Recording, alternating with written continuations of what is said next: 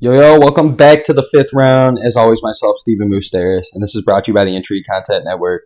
And man, I just got done, talking about what's next for Jared Cannonier. Can he get that title? Kelvin Gastelum just took the L. What's next for him? Can he ever get back on the title rack? It'll probably be up here in the corner or something. I'm sure I'll throw it up. But the only other fight I really wanted to talk about over that weekend, over the past weekend, I should say, was the card opener between Alexandre Pantoja and Brandon Royval at the flyweight 125-pound division. And clearly everybody that cares about UFC and MMA sports world, I think we're definitely keeping your eye on there, because just the fact that our guy Alexandre Pantoja has, definitely he has already beat Brandon Moreno, our champion, twice now. And he really wants to, that's the only logical fight that would make sense right now if he would win this fight, because I don't know if we want to see, Davison Figueirdo fight again. So, or at least that quickly, just because they just had the rematch and, Moreno just beat him. But clearly I would like to see that fight 100 times in a row, just because those guys probably are the best two right now in the world. Not named Henry Cejudo or Demetrius Johnson, but still could be better than them now. You never know. But so Alexandre Pantoja, clearly all he needed to do, he was talking all week about all he needed to do was win this fight, and I got the title fight racked up.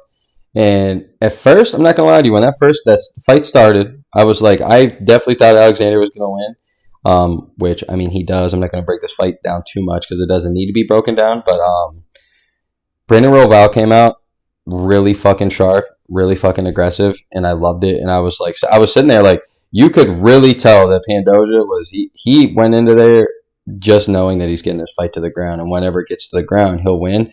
You could tell that's all he's been working on. Not to be mean, like his timing was off on his defense, especially if you usually watch the guy, like unless I'm fried here, but usually when I watch the guy, he's like all them 125ers got their stand-up defense on point, and those guys are just technical, just bobbing and weaving, missing everything, especially how fast they are too. It's impressive they ever miss, but he's usually on target. He's usually quicker. He's usually got the kicks quicker. His punches, his counter punches are better, faster.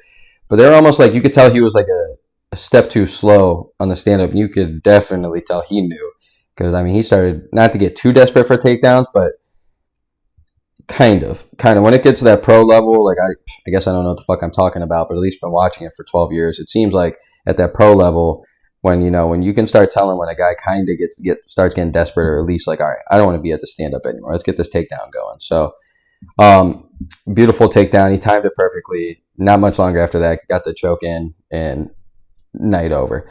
And so now this brings me to it. This is tough because Brandon Moreno might be Mexico's biggest star right now. Like clearly not, because we got Canelo, but I'm talking MMA star. He's finally on the map. True Mexican too. He's not Cain Velasquez, who's American made. Like, no offense, Cain, you're that man. But like, true born Mexican. Brandon Moreno, dude's an eater. Just beat Davison Figueiredo, who I don't think anybody thought was going to get beat for a while. Unless I'm talking out of pocket, let me know. But it was so impressive to see him finish him. And then I don't know. It was, now we got him. I just think it's gonna be tough. I'm clearly gonna break this fight down more when it gets to it, but I think Brandon Moreno is just on cloud 9 right now, and his game's just there, and I think he's got ultimate belief in himself, and he doesn't seem very cocky or anything. So I don't think he's going to get a big head, and I just think he's going to really take this serious and be like, look, motherfucker, like, yeah, you beat me and stuff, but that was before. The championship was on the line. I wasn't who I was or who I am now, so it's like, it's going to be very, very impressive. And even with Alexandre Pantoja, his ground game's getting way better. Like, clearly I know we're saying this because he just had the finish, but his transitions were filthy. They always are, but I definitely look for him to really focus on stand-up more, because Brandon Moreno's a great boxer. We've seen it, but almost doesn't have that much power. And Alexandre Pantoja knows what the fuck he's doing. So it'd be really cool to see, and I can't wait for it. I honestly can't. I just think, for some reason right now, just looking at it months before this fight even happens, I think our Mexican guy, good old Brandon Moreno, pulls that one out. And again, this could be another trilogy. You never know, a rematch, I should say. You just never know what could happen in this wacky world of MMA. But hey, this has been the 5th round. myself, as always, Stephen Moustaris. And please comment on below, guys, what you think is going to happen between this Pantoja and Moreno fight.